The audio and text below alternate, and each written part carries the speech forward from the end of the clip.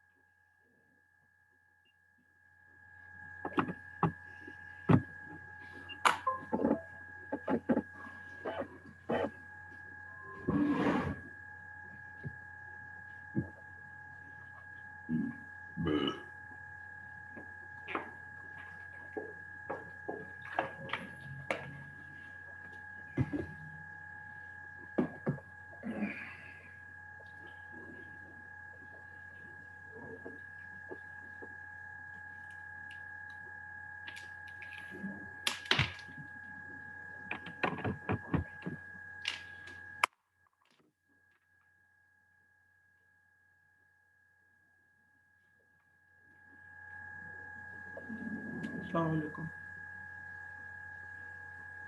वालेकुम सलाम सर। अस्सलाम वालेकुम। वालेकुम अस्सलाम सर। कैसे हैं आप लोग? ठीक है। बस सर नींद अजीब सी हो नींद में से उठ जाओ। गई। कल के फैसले का पता चला? सर वो आपने क्या कहते हैं टेक होम असाइनमेंट कर दिया ना?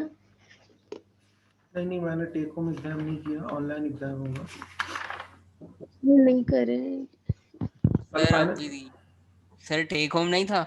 नहीं, कल डिसीजन हो गया। सर पूरी सर क्लास ये में टेक होम। क्या डिसीजन हुआ सर?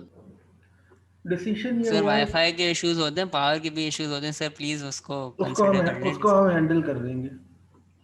उसको हम हैंडल कर लेंगे। कल मेरी मीटिंग थी, मेरी नहीं मतलब पूरी फैकल्टी की मीटिंग थी हमारे चेयरपर्सन के साथ। 2-2.5 घंटे चली है वो मीटिंग। सर मैंने अभी ज्वाइन करा है, बता दें क्या हुआ है डिसाइड। वही तो बता रहा हूँ कि कल हमारी काफ़ी लंबी मीटिंग हुई है। उस मीटिंग में ये डिसाइड हुआ है कि एग्ज़ाम का जो स्केड्यूल आया है ना तुम्हारे पास, पेपर उसी टाइम पर होगा।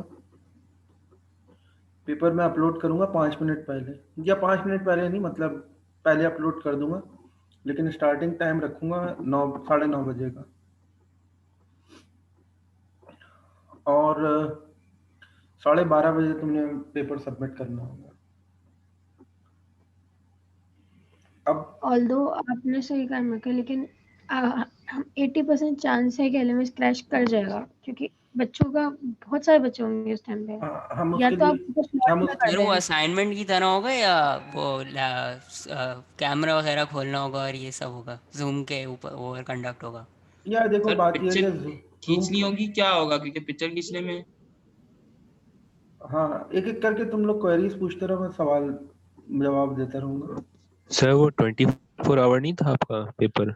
यार मेरा डिसीजन तो वही था 24 आवर्स का, और उसमें 3 आवर्स जो है ना वो फ्लेक्सिबल अलाउ कर दिए जाए। लेकिन कल हमने जो मीटिंग में डिसीजन हुआ है वो ये डिसीजन है कि हम जो स्केड्यूल है ना तुम्हारा, उसके अकॉर्डिंग 9:30 बजे तुम लोग पेपर स्टार्ट करोगे, 12:30 बजे तुम्हें पेपर सबमिट कराना होगा। पेपर तुम डाउनलोड करोगे अपने पास, उसका सोल्यूशन बनाओगे, पीडीएफ जी बनाओगे, स्नैप लेके पीडीएफ बनाओगे। सर इसको पीडीएफ इतने पेजेस होंगे? सर उन थोड़ा सब टाइम बढ़ा दें सर, पिक्चर मिला भी वगैरह लेने टाइम में टाइम लगेगा। लगता है सर। पीडीएफ कम से कम 25-30 पेज की सॉल्यूशन होगा, तो इतना तो खींचते खींचते ही निकल जाएंगे 15 मिनट। सर पहले उसकी सर और फिर स्नैप वो लो, फिर ट्रांसफर भी उसको करना सेव होगा। करो, फिर उसको पीडीएफ में कन्वर्ट करो, फिर उसको एलएमएस पे जितने घंटे का अपलोड करो। पेपर हो उससे तुम थोड़ा सा मुझे आधा पौना तुम एक घंटा काम कम करो, लगेगा। ऑनलाइन मेरे साथ बैठो और मुझे दिखाओ। मैं 30 पेजेस तुम्हारे को 10 मिनट में कंपाइल करके सर एक पी सर आप तो तो 10 एफिशिएंट मिनट वो एक्स्ट्रा देना सर, वो 10 सर मिनट वो भी एक्स्ट्रा लगेंगे तो चाहिए सर, तो होंगे वो ना, एक्स्ट्रा 3 10 घंटे मिनट से अलग ऊपर से चाहिए कर होंगे दें। ना। मैं इसीलिए तो पेपर ऐसा बनाऊंगा जो 2.5 घंटे में कंप्लीट हो जाए। सर आप बेस्ट हैं। पेपर ऐसा अरे बनाऊंगा व्हाट इफ किसी से वो 3 घंटे में हो तो। पेपर ऐसा बनाऊंगा कि पेपर 2.5 घंटे में कंप्लीट हो जाएगा इंशाल्लाह। देखो यार, बात ये है कि इस वक्त चीज़ों को ना कंप्लीट करना है, इन दैट सेंस कंप्लीट करना है कि तुम लोग अपने एंड से बैठ के जो बात कर रहे हो ना इस वक्त, वो एक अलग बात है। लेकिन हमें कितनी प्रॉब्लम फेस करनी पड़ रही है, यू कांट इमेजिन। हम हर पॉइंट पर स्टक हुए हुए हैं। कभी नहीं, ये नहीं समझ में आता कि असाइनमेंट्स को कैसे दें, कभी ये समझ नहीं आता कि फाइनल पेपर कैसे लें। हमें फाइनल पेपर भी लेना है, उसको चेक भी करना है, उसका रिजल्ट भी देना है, उसमें ट्रांसपेरेंसी भी चाहिए। तो इतनी सारी चीज़ों को एक साथ लेके चलना, this is a very difficult job. तो डिसाइड ये हुआ, हर कोई अपनी अपनी बातें कह रहा था वहाँ। आप यकीन करें कि कल की मीटिंग में मतलब एक सीरियस स्टांस लिया है मैंने, वो ये कि हमारे बहुत सारे टीचर इस बात पे वो थे कि ये जितने बच्चे ख़ास तौर पे ये जैसे मुसैरा है और इब्राहिम है, इन लोगों के बारे में ये था कि भाई आप लोग सारी एक्टिविटीज़ तो कर रहे हैं, तो फाइनल पेपर आप इन कैंपस दें, आके फिजिकली प्रेजेंट हो। फिर उनको समझाया कि नहीं, इन्फेक्शन का रिस्क इतना ज़्यादा है कि हम अगर ये डिसीजन लेते हैं तो ये डिसीजन बहुत बहुत ही ख़राब डिसीजन होगा। अगर कोई एक केस भी हमारी वजह से ख़राब हो जाता है, कोई इन्फेक्शन हो जाता है या ये क्योस पैदा हो जाता है, तो बहरहाल उनको कन्विंस किया कि भाई आप ऑनलाइन पेपर लें। अब ऑनलाइन में जो रिस्ट्रिक्शन लगाई है वो ये लगाई है कि आपको 2.5 घंटे का मैं पेपर बना के दूंगा, और ऐसा पेपर होगा कि आप 2.5 घंटे में अटैम्प्ट कर सके, 3 घंटे में अटैम्प्ट करना होगा। अब उसके बाद कुछ क्वेश्चंस आएंगे। एलएमएस क्रैश कर गया तो क्या होगा, पहला क्वेश्चन। लाइट चली गई तो क्या होगा, दूसरा क्वेश्चन। मतलब इंटरनेट कनेक्टिविटी का मसला आ गया तो क्या होगा। ये दोनों क्वेश्चंस एक जैसे हैं ना, कि इंटरनेट नहीं चला, लाइट चली गई, या फिर एलएमएस क्रैश कर गया। हमने दोनों सवालों को एड्रेस करना है। मुझे ये बताइए, मैंने आपको अब तक जो कुछ पढ़ाया है और अब जो थोड़े बहुत टॉपिक रह जाएंगे वो मैं जब कंप्लीट करा दूंगा, आपको कहीं ये फील हुआ कि हमने किसी चीज़ के अंदर कमी की हो? नहीं सर, इनफैक्ट आपने बहुत सर बिल्कुल नहीं। तरीके से पढ़ाया हमें। यस सर, सब समझ में आए। अच्छा, अब हाँ, मैं तो यही कर सकता हूँ ना कि आपको फैसिलिटेट करूँ अच्छे तरीके से, और जो मेरे एंड से बेस्ट डिलीवरी हो सकती है वो बेस्ट डिलीवरी मैं दूँ आप लोगों को।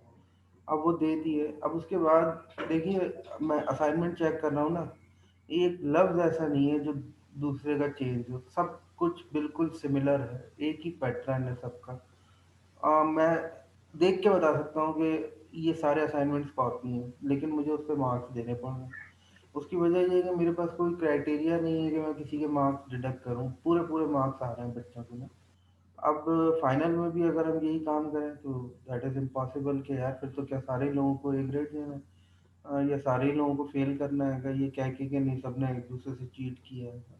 तो हमें हॉलिस्टिकली जो है चीज़ों को हैंडल करना है, उसके लिए फाइनल असेसमेंट ऑनलाइन रखना ही ज़रूरी है। अब ये जो क्वेश्चन है ना, इन क्वेश्चंस का मैं आंसर दे रहा हूँ। अगर किसी बच्चे के लिए ये प्रॉब्लम है कि वो नॉर्दर्न एरियाज में रहता है या रिमोट एरियाज में रहता है, और एकदम से जब पेपर स्टार्ट होता है उसकी लाइट का मसला हो जाता है। देखिए ये एक चांस है, बहुत कम चांस है इस बात का कि ऐसा हो। हम एक अजम्पशन कर लेते हैं कि अगर ऐसा हो गया तो क्या होगा। तो उसके नतीजे में मैंने जो ऑप्शन सोचा है वो ये कि अगर लाइट चली जाती है या एलएमएस क्रैश कर जाता है, तो उस सूरत में हम ये करेंगे कि उस बच्चे का, पर्टिकुलरली उस बच्चे का एक ऑनलाइन वाइवा एग्ज़ाम कंडक्ट कर देंगे। ऑनलाइन वाइवा एग्ज़ाम कंडक्ट करके हम उसके मार्क्स को असेस करेंगे। ये मेरा अपना एक डिसीजन है। और ऑनलाइन एग्ज़ाम के साथ, ऑनलाइन एग्ज़ाम से मुराद वाइवा कंडक्ट करेंगे, और वाइवा कंडक्ट करने के बाद उसको एक शॉर्ट असाइनमेंट देंगे जो वो एज सून एज पॉसिबल हमें ईमेल पे सबमिट करा देगा, ताकि उसकी कॉपी कंप्लीट हो सके। एक तो ये है, लाइट चली गई या इंटरनेट कनेक्टिविटी का इशू आ गया या वट एवर, सो कोई भी इस तरह का कोई कोई डिज़ास्टर होता है अगर, या कोई मिसहैप होता है, तो उस सूरत में हम उसका एक वाइवा कंडक्ट करेंगे और उससे एक शॉर्ट असाइनमेंट देंगे, वो सबमिट करा देगा ईमेल के थ्रू। उसको हम as a final assessment consider कर लेंगे। एक चीज़ तो ये होगी। पहला सवाल जो था ना वो था कि एलएमएस क्रैश ना कर जाए। देखिए एलएमएस क्रैश नहीं करेगा, जहाँ तक हमारी प्रैक्टिस है उसके अंदर 90 स्टूडेंट्स ने भी अगर सबमिट कराया है कुछ, तो उसमें बज़ाहिरन तो यही नज़र आता है कि कुछ कनेक्टिविटी के इश्यूज़ की वजह से अगर एलएमएस क्रैश कर जाए तो वो एक अलग बात है, लेकिन वैसे एलएमएस क्रैश नहीं कर रहा। उसके बावजूद हम एक काम और कर रहे हैं आपकी आसानी के लिए। वो काम हम ये कर रहे हैं कि कल या परसों मैं एक पेपर बनाऊंगा, मॉडल पेपर। मॉडल पेपर बना के मैं उसको एलएमएस पे अपलोड कर दूंगा। एलएमएस पे अपलोड करके आप लोगों को टाइम बताऊंगा। उस टाइम पर आप उसको इस तरह से कंसीडर करेंगे कि वो फाइनल एग्जाम पेपर है, मॉडल पेपर होगा, और उस एक्टिविटी के कोई मार्क्स नहीं होंगे और कोई असेसमेंट नहीं होगी। आप सिंपल उसको डाउनलोड कीजिएगा और उसका जो सोल्यूशन आप बनाना चाहें बना के पीडीएफ बना के वापस अपलोड कर देंगे 2.5 से 3 घंटे के अंदर। मतलब एक एक्टिविटी हम करेंगे, एक तरह की रिहर्सल होगी या प्रैक्टिस होगी कि फाइनल एग्जाम में आपने 2.5 घंटे के अंदर विद इन 2.5 आवर्स किस तरह से you have to submit your final exam paper. ठीक है, तो उससे आप एक प्रोसेस से गुजर जाएंगे। उस प्रोसेस से गुजरने का फ़ायदा ये होगा कि आपको पता चल जाएगा कि आपने किस तरह फाइनल एग्जाम के अंदर 2.5 घंटे का पेपर बना के सबमिट कराना है। ऑल्दो ये एक्टिविटी हमारे मेरे लिए बहुत टायरिंग होगी, इसलिए कि ज़ाहिर है मुझे इतने सारे बच्चों का एक एलएमएस पे पेपर अपलोड करना, फिर डाउनलोड करना, फिर वन बाय वन सारी कॉपीज़ को देखना। लेकिन इस एक्टिविटी को मैं मैंडेटरी नहीं कर रहा, लेकिन मैं सारे लोगों से ये रिक्वेस्ट करूँगा कि जो भी स्टूडेंट्स हैं वो स्टूडेंट्स काइंडली इसको अटेम्प्ट करें और इस तरह से पेपर सबमिट कराएं जैसे कि वो फाइनल पेपर सबमिट करा रहे हैं, जैसे कि वो फाइनल पेपर सबमिट करा रहे हैं। उससे आप जब इस प्रैक्टिस से गुजर जाएंगे तो इंशाल्लाह फिर आपको कोई प्रॉब्लम नहीं रहेगी। ये मेरा एक आप समझें कि प्लान है। अब आप बताइए इस प्लान के अंदर अगर कोई आपको डिस्क्रिपेंसी नज़र आती है तो। सर हाँ बोलो। सर बाकी सारी चीज़ें सही है, सब कुछ सही है, हम जो प्रैक्टिस सेशन रखेंगे वो भी सही है। बस एलएमएस अगर इन केस अगर किसी बच्चे का क्रैश कर जाता है किसी मोमेंट पे और वो सबमिट नहीं कर पाया तो वो आपको ईमेल कर देगा तो बेहतर रहेगा। इनफैक्ट अदर देन दैट कि आप वापस से उसका वाइवा लें, फिर वो वापस से असाइनमेंट करें। अगर उसने पूरा पेपर कर लिया और एंड मोमेंट पे उसका एलएमएस क्रैश कर जाता है तो वो आपको ईमेल कर देना। नहीं ऐसा नहीं है ना, देखें अगर किसी बच्चे का एलएमएस क्रैश कर जाता है या इंटरनेट कनेक्टिविटी का इशू आता है या लाइट चली जाती है, तीनों ही सूरतों में उसका एक इसलिए अगर हम उसका पेपर कंसीडर कर लेंगे नहीं यार उसके साथ ये मसला हो गया था, तो पेपर तो उसी ने किया होगा ना, पेपर अटैम्प्ट भी उसी ने किया होगा, तो वाइवा देने में तो कोई मसला नहीं है। अगर मैं सब अलाउ कर दूं तो मुझे ये बताइए कि फिर बाकी लोग जिन्होंने पेपर सबमिट कराया है उनके दरमियान और उस बच्चे के दरमियान क्या डिफरेंस रह जाएगा? एक आदमी एलएमएस पे सबमिट करा रहा है, एक आदमी ईमेल के थ्रू एक दिन बाद या 10 घंटे बाद या 6 घंटे के बाद सबमिट करा लेकिन रहा है। सर एलिमेंट क्रैश करता है तो हार्डली 5 मिनट का भी टाइम नहीं लेता, वो 5 मिनट का टाइम मिलता है। पाँच अगले जैसे ऊपर के 5 मिनट हो जाते हैं, 10 मिनट हो जाते हैं, वो फिर भी मतलब ये होता है कि हमने मेल कर दी। लेकिन एलएमएस इससे ज्यादा देर तक क्रैश नहीं करता, मतलब 10 मिनट रहेगा ज्यादा से ज्यादा, इससे ज्यादा नहीं होता वो। तो मतलब इसमें सवाल क्या है? अगर 10 मिनट क्रैश रहता है तो मतलब 10 मिनट का सवाल ये है, 10 मिनट का सवाल ये है कि सर अगर एलएमएस क्रैश कर जाता है तो अगर अगले 5-10 मिनट में आपको सबमिट करना सर आवाज कट रही है तुम्हारी। है तो आपने ईमेल कर दी। लेकिन अब क्योंकि एलएमएस तो क्रैश वाला जो चीज है तो आखिरी मोमेंट्स पे होते हैं ना, जबकि इंटरनेट वगैरह, इंटरनेट इशू ये तो बिगिनिंग की चीज भी है। लेकिन अगर एलएमएस क्रैश होना इज द लास्ट मोमेंट वाली चीज, तो वो तो तब उस सिचुएशन को हम ऐसे कर सकते हैं। लेकिन अगले 5-10 मिनट में हम सबमिट करना है तो हम आपको मेल कर दें। चलो ठीक है, क्योंकि ये सर कर, कल कल ठीक है, कल ये से 2 दिन पहले ही हुआ था, क्विज था, और सर वो एक मामूली सा 10 मार्क्स का क्विज था और उसमें भी एलएमएस क्रैश कर गया था, जिसपे मेरा सबमिट नहीं हुआ था। ठीक है। तो हाँ, इसलिए वो देखें था, देखें, जबकि उस मैं आपकी बात समझ गया हूँ, मैं आपकी बात समझ गया। उसका तरीका हम ये करते हैं कि वो वही पेपर सबमिट कर दे, लेकिन उस पेपर से रिलेटेड जो पेपर उसने अटैम्प्ट किया होगा उससे रिलेटेड 2 या 3 क्वेश्चंस का हम वाइवा ज़रूर कंडक्ट करेंगे, क्योंकि ये फॉर्मेलिटी सही हमें पूरी करनी होगी ना। मतलब सर एक और सही क्वेश्चन है, through out the paper the एक कैमरा मिनट पहले मैं ये ऑफ। बात मुकम्मल कर लूँ। जी जी मैं ये कह रहा था प्लीज। कि ये एक्टिविटी हमें इसलिए करनी होगी कि हमें जो इंस्ट्रक्शंस मिली हैं, ऑल्दो कि मैं किसी इंस्ट्रक्शन पे बाउंड तो नहीं हूँ, लेकिन बेहतर ये है कि अगर कोई अच्छी सजेशन आई है तो अच्छे लोगों का तरीका ये होता है कि वो उस सजेशन को वेलकम करें। तो हमें ये सजेशन मिली है या बताया गया है कि अगर आप लोग इस तरह से करते हैं तो चीज़ों में ट्रांसपेरेंसी ज़्यादा आ जाएगी, और कोई मिसाल के तौर पे अम्मार जो है ना वो ये क्लेम नहीं कर सकता कि आपने जो है वो आमना को ड्यू फेवर दे दिया, अनड्यू फेवर दे दिया, और आपने उसका पेपर ईमेल पे एक्सेप्ट कर लिया और मेरे पेपर को तो एलएमएस पे किया, और मैंने तो इतनी मेहनत करके जमा कराया था और इसने तो आखिर में ईमेल कर दिया। तो मेरे पास ये एक आर्गुमेंट तो है ना कि मैंने उसका वाइवा कंडक्ट किया ताकि उसको मैं एग्जामिन कर सकूं कि उसने चीट नहीं किया या उसने एक्स्ट्रा टाइम इसलिए नहीं लिया कि वो किसी से कॉपी करके अपने पेपर को इम्प्रूव करके जमा करा दे। तो ये वजह है कि मैं सही 2 या 3 क्वेश्चंस करूंगा, कोई मैं इतने टेक्निकल क्वेश्चन रॉकेट साइंस थोड़ी डिस्कस करूंगा। उसके अंदर आपके साथ जो सवाल आपने अटैम्प्ट किए होंगे पेपर में उसी से रिलेटेड पूछ लूंगा कि यार ये आपने सेंट्रल टेंडेंसी जो कैलकुलेट की है इसमें मूवमेंट क्या होता है, कॉर्टासिस क्या है, और इसी तरह से प्रोबेबिलिटी में परम्यूटेशन या कॉम्बिनेशन के फार्मूला में डिफरेंस क्या होता है। बहुत सिंपल से क्वेश्चन होंगे, कोई ऐसे क्वेश्चन नहीं होंगे कि आउट ऑफ द पेपर हो सही। या आउट ऑफ द कॉन्टेक्स्ट में होंगे। तो सिर्फ एक फॉर्मेलिटी पूरी करनी और होगी। वो फॉर्मूला शीट वाला भी बता रहे हैं आप। फार्मूला शीट तो तुम अपने पास रख सकते हो ना, तुम्हारे देखो मेरी बात सुनो, एक फार्मूला शीट तो वो है जो मैं अभी तुमसे शेयर कर लेता हूँ ना, और नेट पे तुम सिर्फ लिखोगे फार्मूला शीट ऑफ स्टैटिस्टिक्स तो वो बेसिक स्टैटिस्टिक्स या डिस्क्रिप्टिव स्टैटिस्टिक्स तुम्हारे सामने 10 फार्मूला शीट्स आ जाएंगी। एक फार्मूला शीट तुम अपने पास रख लो, जब तुम पेपर अटैम्प्ट कर रहे होगे तो फार्मूला शीट तुम्हारे पास होगी। अब तो ऑनलाइन पेपर हो रहा है ना, हम तो चेक ही नहीं कर सकते कि तुम खुद ओ कर यस रही हो, सर। या नहीं कर रही। हम कोई कैमरा नहीं लगा रहे। देखो एक बात सुनो, मेरे पास ये मेगा सेक्शन है, ट्यूसडे थर्सडे वाली स्लॉट का मेगा सेक्शन है। 95 स्टूडेंट्स को हम कैसे एग्जामिन करेंगे? 95 स्टूडेंट्स के ऊपर साइमल्टेनियसली कैमरा लगाना, चेक करना और रैंडमली चेक करना ये पॉसिबल नहीं है मुसहरा। चीज़ों को जो है ना हमेशा रियलिस्टिकली लेना चाहिए, फिक्टिशियसली नहीं लेना चाहिए, इसलिए कि सोचने को तो हम पता नहीं क्या क्या स्टैंडर्ड्स बना सकते हैं, लेकिन हमें तुम लोगों के ऊपर भरोसा करना है। हमें ये कहना है कि नहीं यार ये जो हसनैन है ये अच्छा बच्चा है, इसने लेक्चर्स लिए हैं, मेहनत से काम किया है और ये इंशाल्लाह अच्छे तरीके से पेपर सबमिट कराएगा।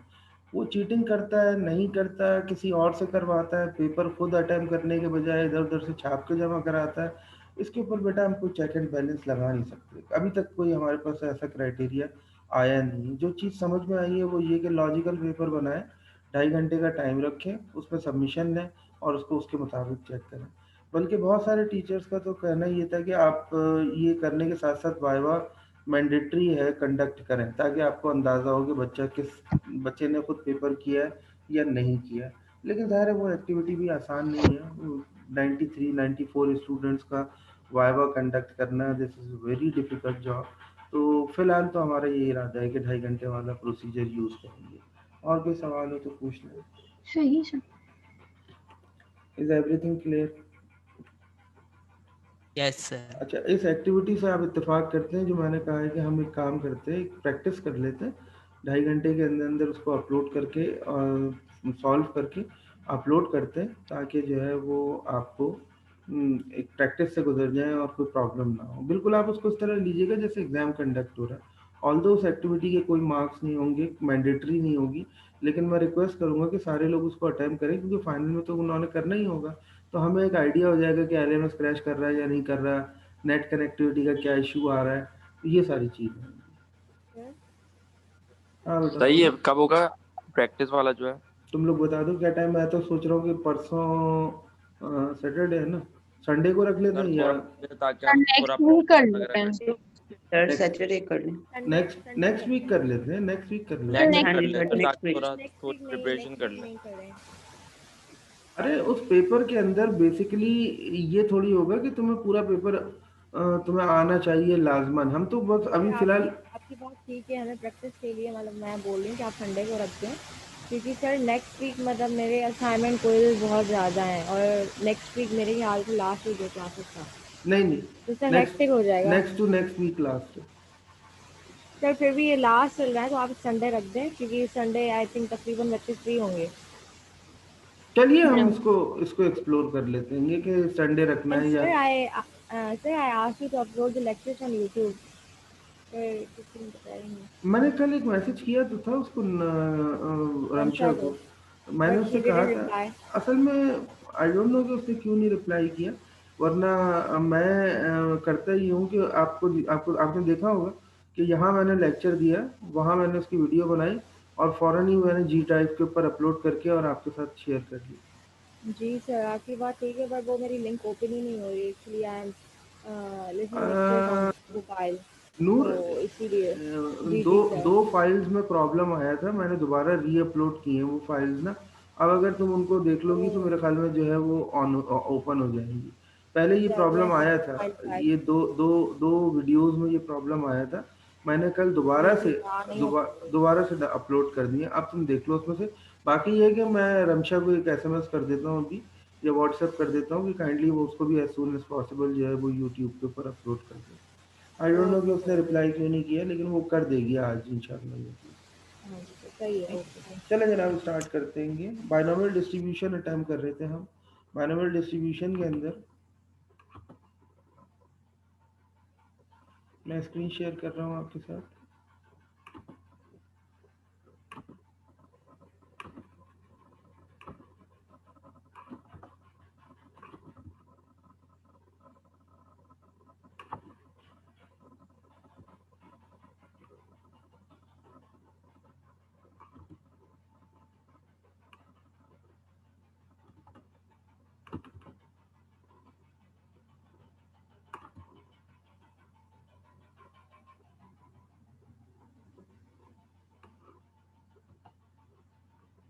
अच्छा, ये स्क्रीन मैंने आपके साथ शेयर की है। हम जो क्वेश्चन अटैम्प्ट कर रहे थे that was related to the binomial distribution, short form BD. BD is a short form of binomial distribution.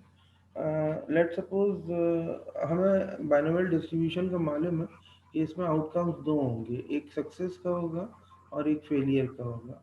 अच्छा ये बताएं, बर्नौली ट्रायल तो मैंने करा दिया था ना आप लोगों को? जी सर। Yes sir. सक्सेस और सर फेलियर। एक क्वेश्चन रह गया था। अच्छा हाँ, एक क्वेश्चन रह गया था, वो क्वेश्चन मैं करवा देता हूँ अभी। एक फेयर कॉइन टॉस किया आपने, एक क्वेश्चन देखते हैं, एग्जाम्पल है आपके पास कि आपने एक फेयर कॉइन टॉस किया और वो फेयर कॉइन जो हमने टॉस किया था उसकी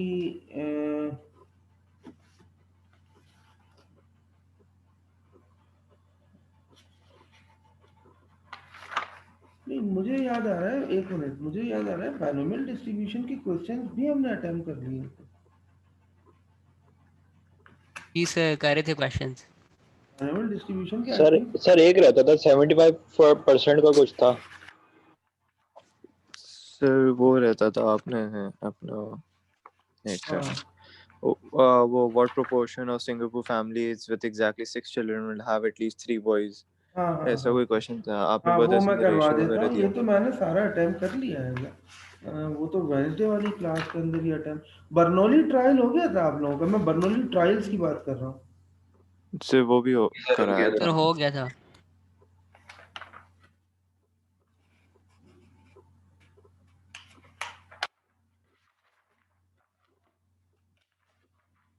एक मिनट में देखिए,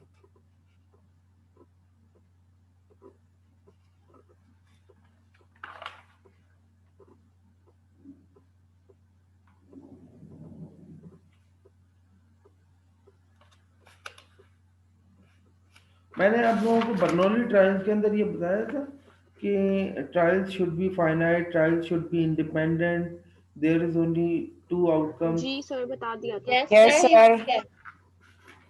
बस तो फिर हम यहाँ से स्टार्ट करते हैं। आखिरी वाला जो क्वेश्चन मैं करवा रहा था, क्वेश्चन ये था कि what proportion of Singapore families with exactly 6 children will have at least 3 boys. ठीक है, अब या तो 3 बॉयज वाली कंडीशन होगी ट्रू या फॉल्स होगी, और 6 चिल्ड्रन है यानी n इज इक्वल टू, एक तरह से हमारे पास 6 हो गया। और कहते हैं कि ignore the probability of multiple births, ये चीज़ है। इन अच्छा, in most countries the ratio of boys to the girls is about 1.04 to 1। ये एक इम्पॉर्टेंट नोट है, ये नोट याद समझ लें। उसके अंदर वो नोट ये है कि in most countries the ratio of boys to the girls, in most countries the ratio of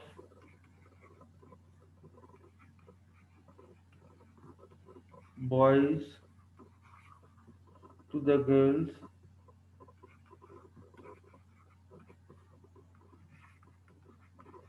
is about 1.04 is to 1, but in China,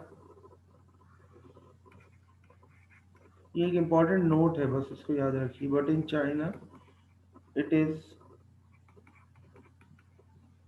1.04 is to 1, और यहाँ पर चाइना में है 1.05 is to 1। ठीक है, तो मैं इस तरह से कहता हूँ सॉल्यूशन में कि the probability of getting a boy, the probability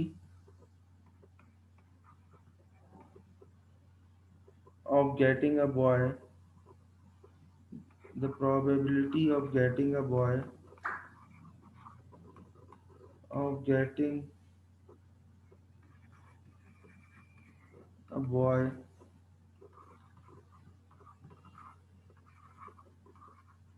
is 0.5215, ये है।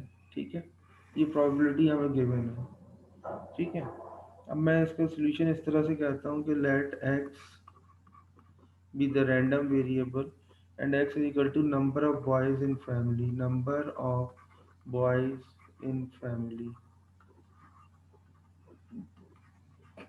ठीक है, तो इसके लिए n इज इक्वल टू हमारे पास 6 हो गया, प्रोबेबिलिटी हमारे पास 0.5215 है, और प्रोबेबिलिटी ये एक तरह से बेसिकली सक्सेस है। एक minute, I want to confirm one thing. मैं आपसे बार बार ये पूछ रहा हूँ कि बाइनोमियल प्रोबेबिलिटी डिस्ट्रीब्यूशन मैंने स्टार्ट कर दी थी, मैंने उसको कंप्लीट करा दिया था, उससे बहुत सारे क्वेश्चंस थे वो भी मैंने कंप्लीट करा दिए थे। मैंने आपको बर्नौली ट्रायल्स, मैं बर्नौली ट्रायल्स की बात कर रहा हूँ, वो टेबल बना के बताया था कि इसके ये कंडीशंस हैं, अगर ये 4 कंडीशन सेटिस्फाई होती हैं तो कोई भी ट्रायल बर्नौली ट्रायल होता है। और उससे रिलेटेड एक एग्जांपल भी थी, मैंने जब ये बताया था कि विद रिप्लेसमेंट और विदाउट रिप्लेसमेंट एक बॉल अगर हम ड्रॉ करते हैं और वो वाइट बॉल है तो उसकी प्रोबेबिलिटी क्या होगी। ये वाला काम मैंने करा दिया था आप लोगों को। यस सर, ये सब जी हो सर, चुका है हो लास्ट गया बस था। क्लास से। ठीक है, बस मुझे कंफर्म कर। असल में यार बात ये है कि इतने सेक्शंस को मैं पढ़ा रहा हूँ ना, मुझे याद ही नहीं रहता कि कौन सा पॉइंट मैंने किसके साथ डिस्कस किया और किसके साथ डिस्कस नहीं किया। एनीवेज, अगर आप कंफर्म है तो बस ठीक है, फिर हम डायरेक्टली आखिरी क्वेश्चन अटेम्प्ट कर रहे हैं इसका। सर जी बेटा। सर ये जो probability of getting a boy और गेटिंग अ बॉय 0.5 to 1.5 कहाँ से आया? गिवन है ये। Okay oh okay. फिर ठीक है। ठीक है। अच्छा, तो क्यू तुम कैलकुलेट कर लेना। क्यू कैलकुलेट हो जाएगा फेलियर की, तो 1 माइनस 0.5215, तो ये फेलियर की प्रोबेबिलिटी कैलकुलेट हो जाएगी। ठीक है। ये जो भी आंसर आ रहा है इसका आंसर आ रहा है 0.4875। ठीक है, ये क्यू आ गया। अब तुमसे वो ये कह रहा है कि क्या कंडीशन क्या होगी, will have at least 3 boys, will have at least 3 boys. ठीक है, तो असल में वो आर जो है ना, expected r is equal to 3, ये एक्सपेक्टेड है। ठीक है, यानी इसको एक्सपेक्ट के बजाय बजाय तुम ये कह लो कि जो डिजायर्ड है। ठीक है, यानी जो हम चाहते हैं। तो अब मैं कहता हूँ कि यार प्रोबेबिलिटी ऑफ आर, यानी कि प्रोबेबिलिटी ऑफ 3 की probability is equal to n c r p to the power r q power n minus r. ठीक है, ये जो चैट कर रहे हैं बच्चे, मुझे 1 मिनट चैट पढ़ने दें, क्या कह रहे हैं। Can't keep a check on 91, क्या तुम बेटा ये बातें आपस में। Okay, p power r q power n minus r, इसको अगर मैं अटेम्प्ट करता हूँ,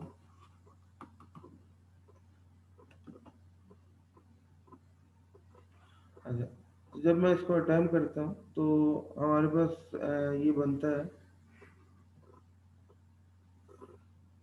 probability of 3 is equal to 6c3, probability है 0.5215 to the power r means 3, q power n minus r, that is 0.4875। Sir 0.4785 है, नॉट 4875। ठीक है, 6 minus 3। हाँ ठीक। इसकी जो फाइनल कैलकुलेशन है, इट विल प्रोवाइड, क्या प्रोवाइड करेगी तुम्हें, 0.31077। ठीक है, प्रोबेबिलिटी ऑफ 3। ठीक है, और इसी तरह से ये कहते हैं कि असल में क्वेश्चन में उन्होंने कहा था will have at least 3 boys, at least three boys में ये हमने कैलकुलेट किया, तो ये इसकी प्रोबेबिलिटी आ रही है। तो अब उसके बाद हम ये कहते हैं कि one x is equal to 4 अगर हम रख के calculate, x means r is equal to 4 रख के अगर हम कैलकुलेट करते हैं, तो आर इज इक्वल टू 4 रख के अगर कैलकुलेट करेंगे तो ये हमारे पास आएगा P of x is equal to, या P of 4 is equal to 6c4। आप समझ रहे हैं ना मेरी बात। तो अब मैं जब, क्योंकि उसने कहा will have at least 3 boys, at least कम से कम 3 होने चाहिए। ठीक है, तो एटलीस्ट 3 बॉयज के लिए 64 जब मैं करके कैलकुलेट करूँगा तो ये आप ज़ाहिर कैलकुलेट कर लेंगे 0.5 की पावर 5215 पावर 4 और 0.4785 power 6 minus 4, that is square. जब ये कैलकुलेट करेंगे तो ये आएगी हमारे पास 0.25402। ठीक है, इसी तरह से फिर आप probability of for 5 r is equal to 5 रख के कैलकुलेट करेंगे, तो ये जो प्रोबेबिलिटी आएगी ये हमारे पास, मैंने कैलकुलेशन का स्टेप स्किप किया है यहाँ पर, that will be equal to 0.1107। और आखिरी हम कैलकुलेट करेंगे when r is equal to 6, तो probability of 6 is equal to 6c6, और एक तरह से 0.5215 पावर 6 और 0.4785 power 0 that is equal to 1। और फाइनली हम जब इसकी प्रोबेबिलिटी न्यूमेरिकली कैलकुलेट करेंगे तो ये हमारे पास आ जाएगा 2.05, यानी कि 0.00000.00201 ये आ जाएगा। ठीक है, so the probability of getting at least 3 boys. So अब फाइनली मैं अपनी कैलकुलेशन की तरफ जाऊंगा। So the probability of getting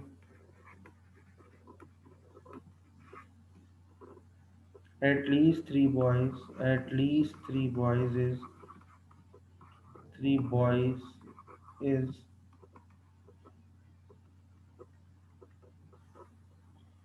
probability is equal to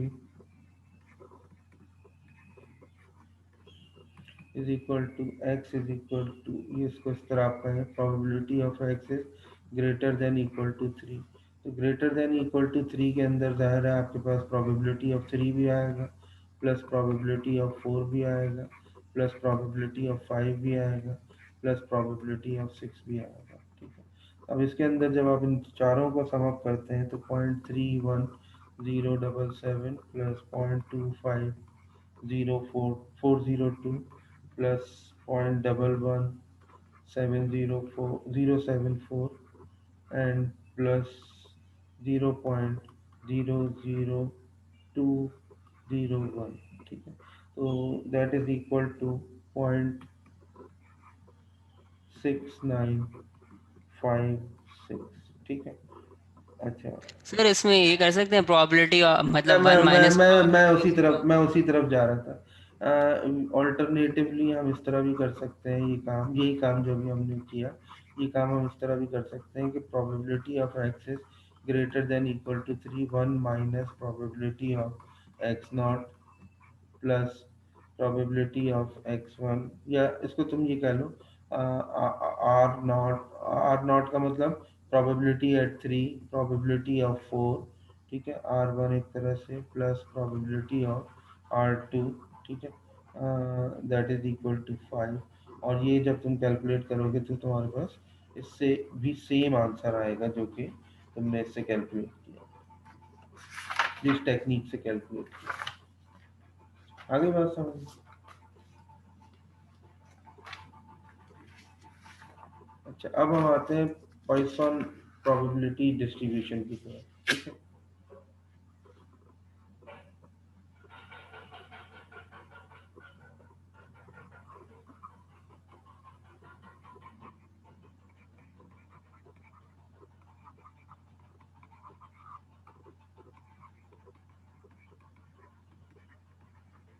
sir ये कौन सी प्रोबेबिलिटी है? Poisson probability distribution. पॉइजन नहीं है, this is not a poison, Poisson probability distribution. Sir ये क्वेश्चन में जो रेशियोज दिए हुए थे इनका यूज क्या था? उनकी सर वो आप बता सकते हैं रेशियोज थे क्या, ताकि वो हम कैलकुलेट पता हो कि प्रोबेबिलिटी अगर आए कैलकुलेट करने तो कैसे करें हम? यार ये जो क्वेश्चन था ना, इसके अंदर उन्होंने ये बताया हुआ है कि समटाइम जो रेशियो होता है ना all over the world boys to girls का, वो गिवन है, लेकिन चाइना में जब उन्होंने वो की इन सर्वे किया तो उससे पता चला कि ये रेशियो स्लाइटली चेंज है। ये सिर्फ इंफॉर्मेशन के लिए था, इसके लिए प्रोबेबिलिटी आपके पास गिवन होगी, और वो प्रोबेबिलिटी अगर आपको कैलकुलेट करनी है इस रेशियो से तो उसका एक प्रोसीजर होता है। वो प्रोसीजर मैं आपको बता देता हूँ वो क्या होता है। वो प्रोसीजर ये होता है कि जैसे आपसे ये कहें कि calculate the probability of getting a boy is, इस केस में जो हमारे पास गिवन था ना सिंगापुर में, तो वो गिवन है 1.09 डिवाइडेड बाय 1.09 प्लस ऑफ 1। ठीक है, नहीं 1.04 डिवाइड बाय 1.04 प्लस 1, यानी ratio divided by the sum of ratio, यानी जो कैलकुलेट किया जाता है ना बॉय का, तो तो वो boy divide by boy plus girl that is equal to, ये हम कैलकुलेट करेंगे तो ये 0.5215 हो जाएगा। जी बोलिए क्या कह रहे सर हैं? आप इस क्वेश्चन की पिक्चर व्हाट्सएप के ग्रुप पे भेज सकते हैं? मैं पूरा ये हैंडआउट शेयर कर देता हूँ। सर सही है ये फिर तो। ऑल्टरनेटिवली जो आपने किया हुआ है, जब हाँ आप बोले थे 1 माइनस करेंगे, तो उसमें हाँ probability of 0 plus probability of 1 plus probability of 2 से नहीं माइनस करेंगे 1 से उसको? आप 1 से 3 4 5 को माइनस कर रहे हैं। कर दी करेक्शन, कर दी करेक्शन, तभी तो ऊपर वाली प्रोबेबिलिटी आएगी, नीचे वाली माइनस कर देंगे तो ये ऊपर वाली वही ना। आएगी। 0 1 2 माइनस करेंगे तो 3 4 5 की, और टोटल सम आ जाएगा उसका। जी सर। ठीक है। अच्छा अब हम आ रहे हैं पॉइसन प्रोबेबिलिटी डिस्ट्रीब्यूशन की तरफ। ठीक है, it is a type of discrete probability distribution. पहले तो ये याद रखना कि ये खुद भी क्या है, डिस्क्रीट प्रोबेबिलिटी डिस्ट्रीब्यूशन है। अच्छा अब इस डिस्क्रीट प्रोबेबिलिटी डिस्ट्रीब्यूशन के लिए सपोज P जो है वो प्रोबेबिलिटी ऑफ सक्सेस है, Q जो है प्रोबेबिलिटी ऑफ फेलियर है। दोनों का फर्क मैं अभी बताऊंगा कि दोनों का फर्क क्या है, यानी कि बाइनोमियल डिस्ट्रीब्यूशन का और पॉइसन डिस्ट्रीब्यूशन का फर्क क्या है। सपोज मैं कहता हूँ P जो है वो सक्सेस है, सक्सेस की प्रोबेबिलिटी है, सक्सेस प्रोबेबिलिटी, और Q जो है वो फेलियर प्रोबेबिलिटी है।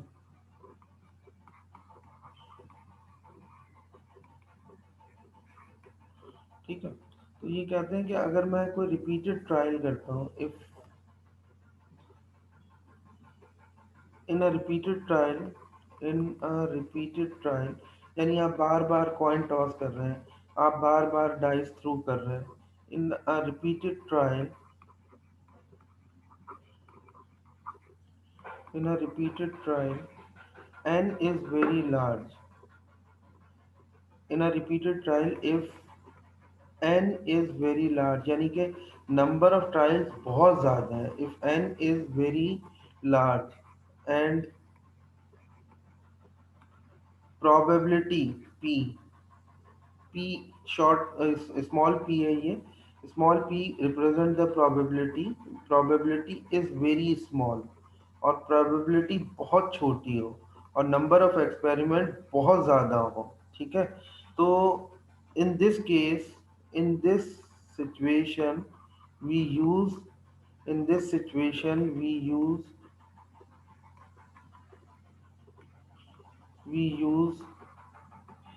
the Poisson distribution rather than the binomial distribution। बजाय binomial distribution के हम जो यूज़ करते हैं वो Poisson distribution यूज़ करते हैं, rather than the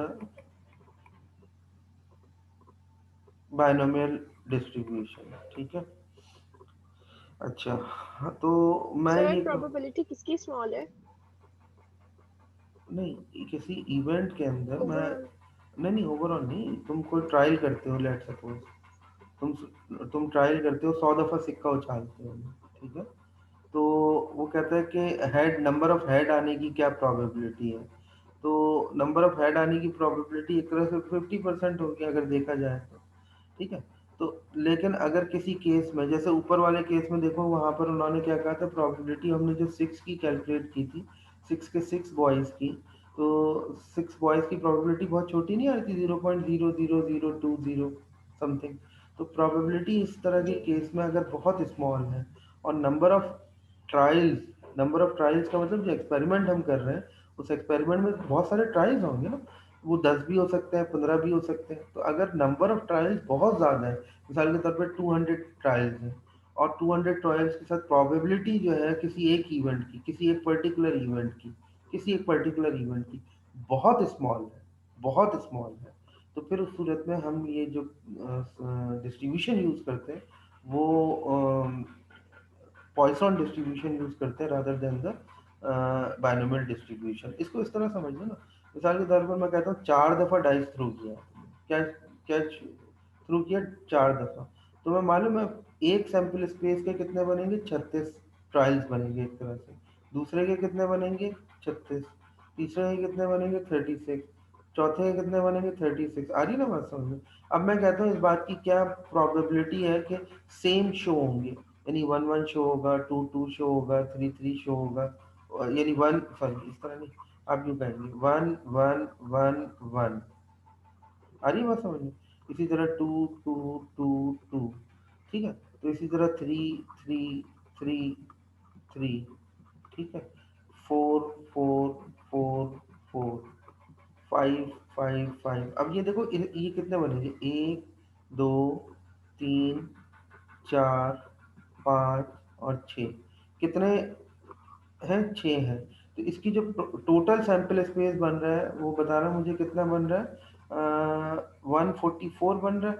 और 6/144 अगर मैं कैलकुलेट करता हूँ तो n मेरे पास कितना है 144, जो कि काफ़ी बड़ी वैल्यू है। और अगर सेम नंबर्स की अगर मैं प्रोबेबिलिटी कैलकुलेट करता हूँ तो वो कितनी आएगी 6/144, that is a very small value, है ना? जी सर, है ना? 0.041 सर। 0.04, तो प्रोबेबिलिटी क्या होगी, is very small and number of trials are very large. अगर नंबर ऑफ ट्रायल्स बहुत ज़्यादा बड़े, बहुत ज़्यादा है, और नंबर ऑफ प्रोबेबिलिटी जो है वो उसकी बहुत स्मॉल है, तो उस सूरत में हम, अब तुमसे सवाल पूछूं मैं कि यार मुझे बताओ कि इसके लिए फर्ज करो किसी और इवेंट की प्रोबेबिलिटी के लिए तुम क्या करोगे, प्रोबेबिलिटी ऑफ आर के लिए तुम क्या करोगे? तो तुम ये कहोगे कि मैं एनसीआर अप्लाई कर दूं, ए टू द पावर या पी पावर आर और q power n minus r, ये कर दूं अगर, तो मैं फिर तुमसे ये कहूंगा नहीं, ये अप्रोप्रिएट टेक्निक नहीं है, अप्रोप्रिएट डिस्ट्रीब्यूशन तुम नहीं लगा रहे, गलत लगा रहे होगे। आंसर इससे भी आ जाएगा और कोई बहुत ज़्यादा डिफरेंस के साथ नहीं आएगा, लेकिन एक्यूरेसी लेवल जब अचीव होगा जब तुम पॉइसन डिस्ट्रीब्यूशन यूज करो rather than the binomial distribution. Poisson तुम्हें इसका सही करेक्ट प्रोबेबिलिटी प्रोवाइड करेगा। आइए बात समझ में? तो सर आप यहाँ Yes, पे sir. Yes, sir. लार्ज उसको कितना, मतलब कि 20 ट्रायल से ज़्यादा हो तो हम उसको बोलेंगे पॉइजन फिफ- लगाएंगे? हम नॉर्मली 50 ट्रायल से ऊपर को जो है वो ये कहते हैं कि अब दोनों को चेक करना पड़ेगा ना, प्रोबेबिलिटी स्मॉल है और नंबर ऑफ ट्रायल्स लार्ज है, दोनों चीज़ों को हाँ। साइमल्टेनियसली चेक करना पड़ेगा। फर्स्ट करो n 50 है और तुम्हारे पास जो प्रोबेबिलिटी है वो प्रोबेबिलिटी किसी एक इवेंट की जो है वो 0.6 है, तो फिर इस सूरत में तुम ये कहते हो कि यार नहीं, अब यहाँ पर अगर हम बायनोमियल भी लगा देंगे तो ठीक है, ये बात सही हो जाएगी, क्योंकि नंबर ऑफ ट्रायल्स अगर ज़्यादा है तो तब भी मतलब वहाँ पे भी दोनों एप्लीकेबल है? दोनों हाँ, यहाँ पर मतलब नहीं, यहाँ पर बायनोमियल डिस्ट्रीब्यूशन ही लगेगी, क्योंकि एक कंडीशन तो फुलफिल हो रही है, दूसरी कंडीशन फुलफिल नहीं हो रही। अच्छा, तो मतलब दोनों का टेस्ट होगा हाँ, इस पे तो मतलब? तुम्हें देखो ना, असल में देखो दोनों का जो साइंस है, यानी दोनों की जो लॉजिक है वो तो एक ही है, और दोनों की लॉजिक क्या है, फेलियर हो या सक्सेस हो। अब फेलियर और सक्सेस जाहिर है तुम्हारे पास बायनोमियल डिस्ट्रीब्यूशन के अंदर भी यही चीज़ है, पॉइसन डिस्ट्रीब्यूशन में भी यही चीज़ है। दोनों दोनों का जो डिस्टिंग्विशिंग फीचर है वो असल में डिपेंड कर रहा है एन के ऊपर और पी के ऊपर। अगर एन बहुत लार्ज है और पी बहुत स्मॉल है तो तुम खुद डिसाइड करोगे कि यार यहाँ पर मुझे पॉइसन अप्लाई करनी चाहिए बजाय इसके कि मैं यहाँ पर बायनोमियल डिस्ट्रीब्यूशन अप्लाई करूँ। ठीक है, सर अभी कुछ इसकी कंडीशन होती है ना, n should be greater then 50 and np should be less than 5। हाँ, एन ग्रेटर देन, आई मुझे एग्जैक्टली याद नहीं आ रहा क्या है, I think greater than equal to 50 है, और पी की क्या वैल्यू बताई तुमने, कट ऑफ क्या बताया पी का? np should be less than 5, np। N p should be less than equal to 5। Yes. हाँ, तो इसके लिए अब तुम ये कह सकते हो कि 0.1 होगी इसकी प्रोबेबिलिटी, आई थिंक यही होगा ना? Yes sir. हाँ सही है, यानी ये कट ऑफ है इसका, ठीक है। आ, तो प्रोबेबिलिटी निकालेंगे कैसे पॉइसन में, पॉइसन का फॉर्मूला क्या होगा? तो मैं कहूँगा पॉइसन का formula P of R is equal to e to the power minus M, M is the mean और mu, M to the power R divided by R factorial, ठीक है। ये पॉइसन का हमारे पास फॉर्मूला कैलकुलेट हुआ, where M is equal to mean, हाँ ये रहा, mean is equal to M is equal to N P से कैलकुलेट होगा, ये तो वही आपको याद है, पहले भी हमने बाइनोमियल डिस्ट्रीब्यूशन में भी ऐसे ही कैलकुलेट किया था। n इज इक्वल टू क्या है हमारे पास, number of trials, n is number of trials, ठीक है। r is equal to required success, required successes, ठीक है। तो अब मैं ये कहता हूँ, अच्छा हाँ, एक और चीज़, अगर मैंने किसी एक्सपेरिमेंट को मैं n ट्रायल्स तक रिपीट किया उसको ना, तो repeated to n times, if experiment repeat n times, या आप ये कहें कि एक्सपेरिमेंट रिपीट होगा कितनी दफ़ा, n times, experiment must be repeat n times, experiment repeat n times, ठीक है। तो इसको मैं कैपिटल एन कह देता हूँ अगर, तो मुझे अगर फ्रीक्वेंसी निकालनी है तो frequency of are successes, frequency of are successes,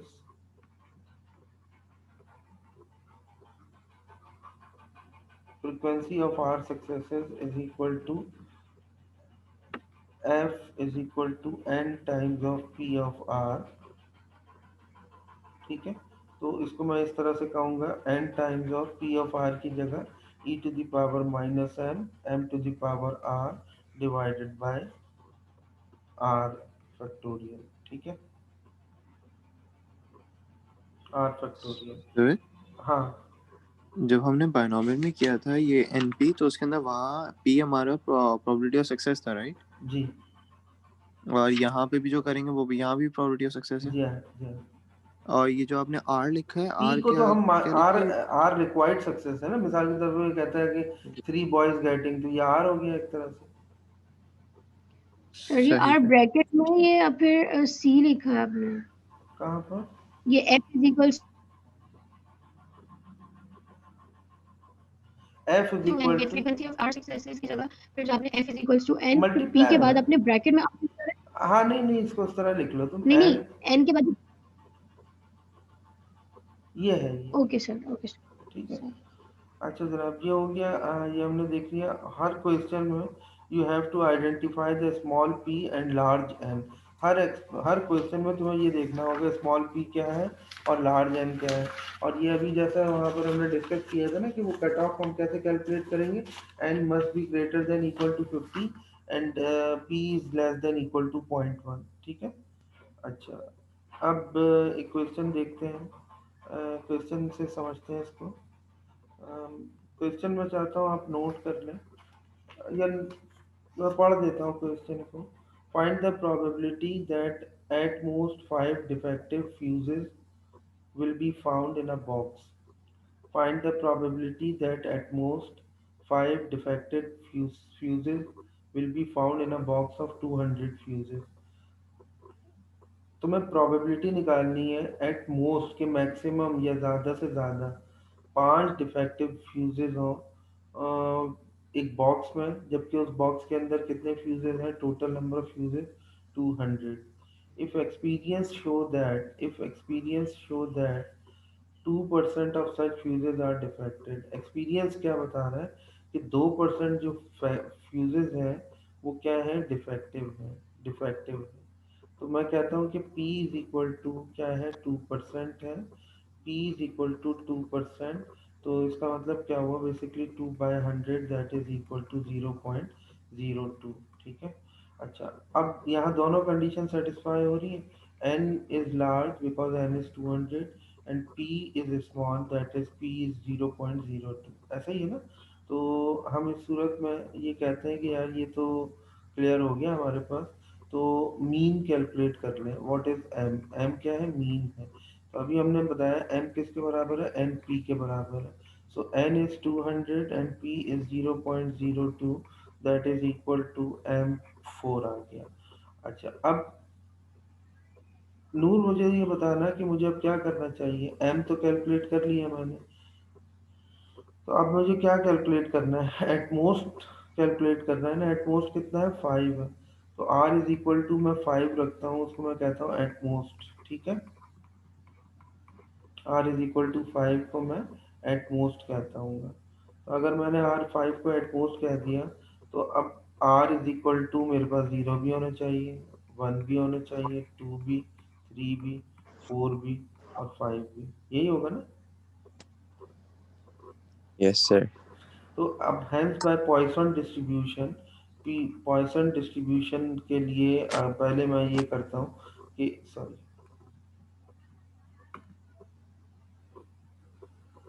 Poisson distribution से पहले मैं ये कहता हूँ विच इम्प्लाइज दैट, ये जो मैंने बताया ना कि ये होना चाहिए, तो मैं ये कहता हूँ probability of r is equal to 0, 1, 2, 3, 4 and 5 is equal to probability of 0 plus probability of 1 plus probability of 2 plus probability of 3 plus probability of 4 and finally the probability of 5।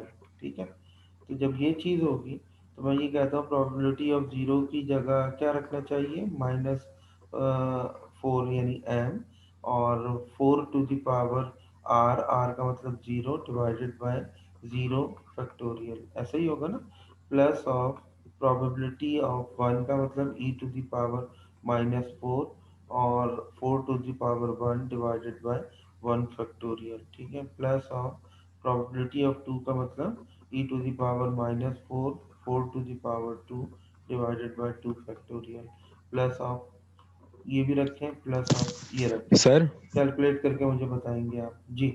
Sir sir calculator में एक वो option भी तो है Poisson distribution का, वो direct बता देता है।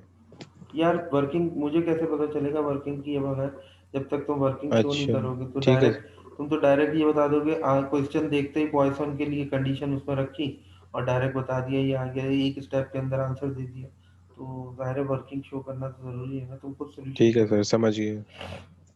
फिर बायनोमियल टू पोसॉन हमने कन्वर्ट करा है। बायनोमियल क्या चीज़, बायनोमियल टू पॉइसन कन्वर्ट किए? डिस्ट्रीब्यूशन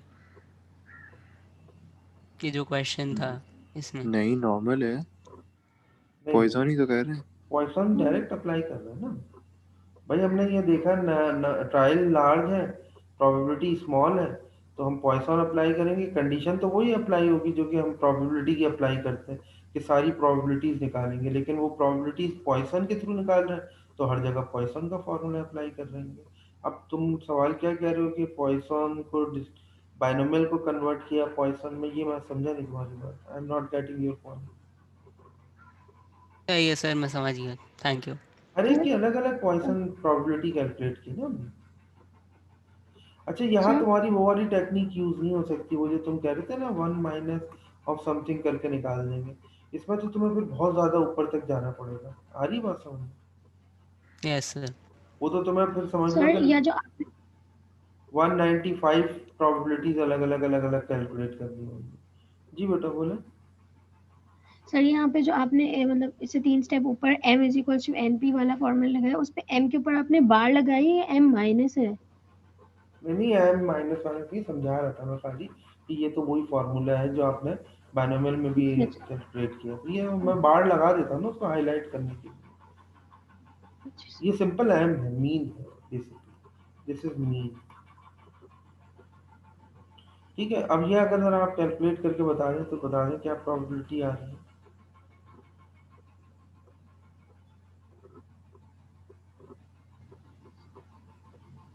यस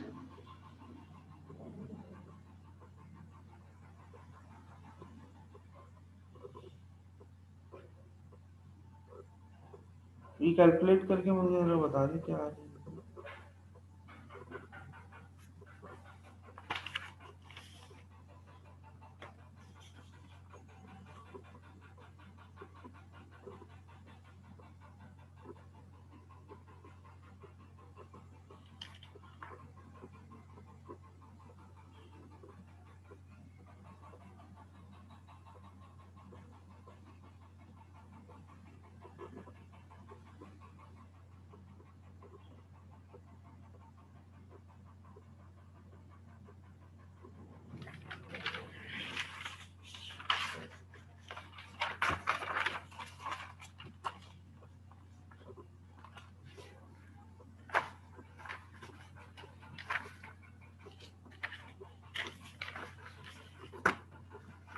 ठीक है जनाब, इसकी प्रोबेबिलिटी जरा मुझे बता दें क्या आ रही है, फिर मैं इसको ऑफ करता हूँ मैं आज। 0.785 सर आ रही है। 0.785 ठीक है, राइट, ठीक है। अच्छा जनाब। सर हाँ बोलो। सर ये जो और उसके पावर -4 है, इसको हम कैसे कैलकुलेट करेंगे? एक्सपोनेंट का फंक्शन रखो कि कैलकुलेटर में होता है का, और -4 प्रेस करो।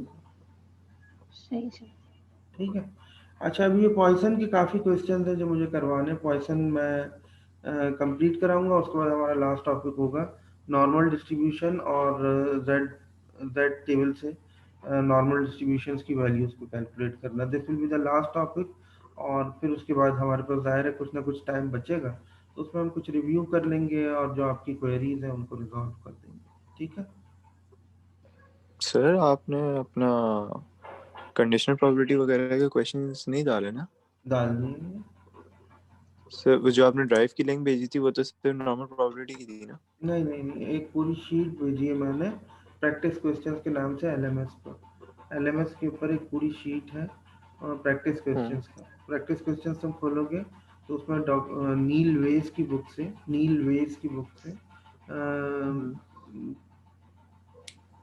मेजर ऑफ सेंट्रल टेंडेंसी के प्रैक्टिस क्वेश्चन भी हैं, मेजर ऑफ डिस्पर्जन के क्वेश्चन भी हैं, परमुटेशन कॉम्बिनेशन कंडीशनल प्रोबेबिलिटी वगैरह के क्वेश्चन भी हैं, और प्लस उसके साथ साथ जो है वो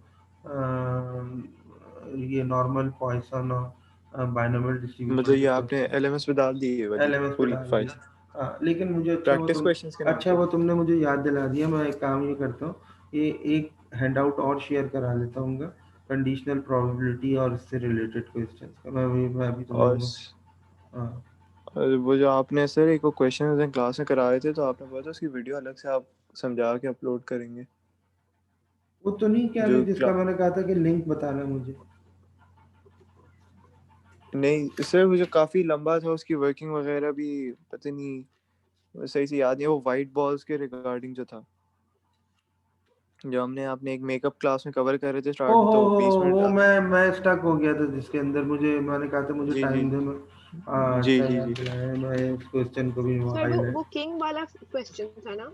नहीं नहीं नहीं, वो नहीं वाइट वो बॉल्स वाला था। King, okay sorry. तो उसकी भी वीडियो डाल दीजिएगा सर। हाँ नहीं वीडियो नहीं डालूंगा, वो मैं शेयर करूँगा, वो डिस्कस करूंगा क्लास के अंदर। सही है सर। वीडियो तो उसके बाद सर डाल वो दूंगा। सिंपल रैंडम सैम्पलिंग वगैरह वाले वो भी अब होंगे? नहीं नहीं नहीं, रैंडम सैम्पलिंग वाले सिंपल नहीं। तुम लोग फोकस करो डिस्क्रिप्टिव स्टैट्स के अंदर mean median mode percentile quartiles deciles इनके ऊपर, और वेरिएशन के अंदर मेजर ऑफ वेरिएशन के अंदर तुम स्टैंडर्ड डेविएशन वेरिएंस और मूवमेंट्स और कटॉसिस वगैरह के ऊपर, और फिर उसके बाद प्रोबेबिलिटी में आ जाओ। तो प्रोबेबिलिटी में permutation combination conditional probability Bayes theorem, और यहाँ पर जो है बाइनोमियल डिस्ट्रीब्यूशन और पॉइसन डिस्ट्रीब्यूशन और नॉर्मल डिस्ट्रीब्यूशन। ये हमारा सिंपल सा टॉपिक है। अच्छा वो याद दिला दी, मैं टॉपिक वाइज भी तुम लोगों से शेयर कर लूँगा, टॉपिक वाइज शेयरिंग। ठीक है तो सर सही है। हाँ सर वो मुझे सवाल पूछना था कि अगर हमें सवाल दिया है, हमें कैसे पता चलेगा कि बाइनोमियल यूज करना है या बर्नौली? नहीं, बर्नौली तो एक ट्रायल को कहते हैं जिसमें बाइनोमियल डिस्ट्रीब्यूशन यूज होती है, फॉर्मूला तो वही तो रहता है। इवेंचुअली तो बाइनोमियल ही कर रहे होंगे ना? जी बाइनोमियल ही कर रहे होंगे, क्योंकि ठीक है, बर्नौली सही ट्रायल के अंदर हम बाइनोमियल डिस्ट्रीब्यूशन तो यूज करते हैं। सही है, ठीक है, थैंक यू। ये 3 चीज़ें मैंने 3 पॉइंट्स अपने पास नोट कर लिए। हमारे पास टाइम इंशाल्लाह पूरा 1 वीक बचेगा, उसमें हम इसी तरह की क्वेरीज को सॉर्ट आउट करेंगे। ठीक है सर प्लीज पेपर आसान बनाना। अरे यार अब तो पेपर इतना आसान करके तो आपको कोर्स पढ़ाया है, तो इसी में से आएगा तो पेपर इंशाल्लाह आसान ही लगेगा। अगर आपने आपने तो लेक्चर अटेंड किए हैं ना सारे, मोस्ट ऑफ द स्टूडेंट तो जी ऐसे हैं जिन्होंने अटेंड किए हैं, तो उनके लिए आई होप कि कोई जी मसला नहीं सर। होगा, पेपर अटेम्प्ट कर सकते होंगे वो इंशाल्लाह। सर पेपर में हम थ्योरी ज़्यादा डालेंगे या नहीं? पेपर में थ्योरी नहीं डालेंगे। पेपर में 2 तरह की चीज़ें होंगी, या तो ऑब्जेक्टिव्स होंगे मल्टीपल चॉइस क्वेश्चन, या फिर जो है वो न्यूमेरिकल क्वेश्चन होंगे, क्वेश्चन सॉल्व करने होंगे। सर फॉर्मूला शीट भी अपलोड कर दीजिएगा। फॉर्मूला शीट मैं अपलोड कर देता हूँ। अपलोड क्या कर दूंगा मैं, हाँ सही है, अपलोड कर दूंगा। चलो ठीक है। Thank you. देखिए आप ज़हनी तौर पर Thank ना you, अपने आप sir. को तैयार करें एक बात के लिए। मैं जिस तरह से फोर्स ही कर रहा हूँ ना, मैं ऑफिशियल स्टेटमेंट नहीं दे रहा, याद रखना। असल में कोई बात शेयर मैं इसलिए भी नहीं करता बच्चों के साथ, अपने जो पर्सनल ओपिनियन होते हैं या पर्सनल जो असेसमेंट्स होती हैं उनको इसलिए भी डिस्कस नहीं करता कि बच्चे जो है ना, उनको हर फोरम के ऊपर ये कहते हैं कि हमारे फलाने सर ने तो ये कहा है। मैं आपसे सिर्फ एक बात कर रहा हूँ कि आप लोग अपने आप को ट्रेन करें इस तरह से कि आप ये जो ऑनलाइन एक्टिविटीज़ हैं इनके ऊपर आपने इन पे रिलाय करना है और इनको लेके चलना है। उसकी वजह ये है कि जिस तरह मैं फोर्स ही कर रहा हूँ, मुझे ये लग रहा है कि अगला सेमेस्टर भी शायद ऑनलाइन ही जाएगा। जी सर, हालात तो यही है। जो वर्स्ट सर लग सिचुएशन, भी यही रहा है। जिस तरह यस की सर।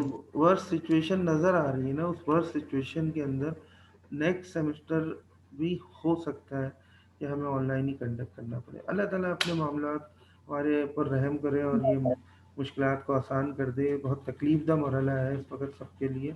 ज़ाहिर है इंसान आज़ादी उसकी स्टक हो गई है, ख़त्म हो गई है बिल्कुल। वो एक अजीब किस्म की कैफियत के अंदर है। अब तो फिर भी डर और खौफ उतना नहीं रह गया जितना शुरू के फेज़ में था, लेकिन उसके बावजूद जो सिचुएशन है वो बहुत वर्स्ट है। अल्लाह ताला अपना रहम करे हम सबके ऊपर। लेकिन आप लोग अपने आप को तैयार करें इस बात के लिए कि हो सकता है आपको नेक्स्ट सेमेस्टर में भी ऑनलाइन ही ये सारी एक्टिविटीज़। तो होप फॉर द बेस्ट, इंशाल्लाह अल्लाह बेहतर करेगा। चलिए जनाब, ओके, अल्लाह हाफ़िज़। Thank you, sir. Okay, Allah हाफिज Hafiz. सर, थैंक अल्लाह यू। हाफ़िज़। अल्लाह हाफिज हाफिज़ सर। Thank you sir. अल्लाह हाफिज़।